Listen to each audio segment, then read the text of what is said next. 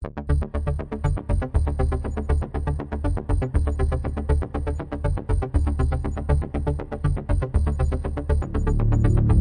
what I follow, Basta Sports, J. Mello.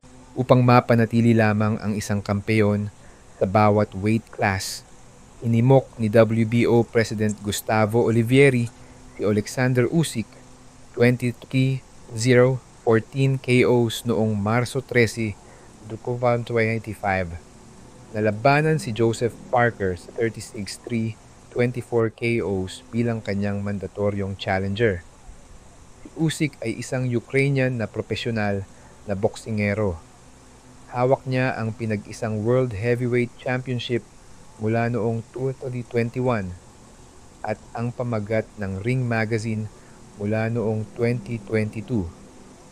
Si Parker ay isang profesional na boksingero ng New Zealand. Hawak niya ang World Boxing Organization Interim Heavyweight title mula noong 2024. Dati, hawak niya ang WBO Heavyweight title mula 2016 hanggang 2018. Ang parehong kampo ay kailangang sumunod sa loob ng 30 araw para sa kasunduan sa kontrata pagkatapos ng anunsyo. Kung hindi ay mag-uutos ang WBO ng first bid proceedings.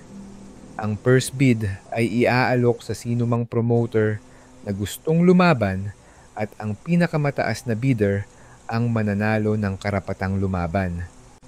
Matatanda ang plano ni Usyk na makipag-rematch kay Daniel Dubois.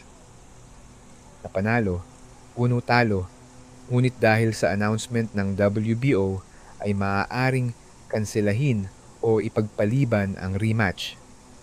Tinalo ni Parker sina Deontay Wilder, Zhilei Zhang at Martin Bakole, habang tinalo ni Usyk sina Tyson Fury, Anthony Joshua at iba pa. Habang isinusulat ito ay wala pang anunsyo mula sa magkabilang kampo.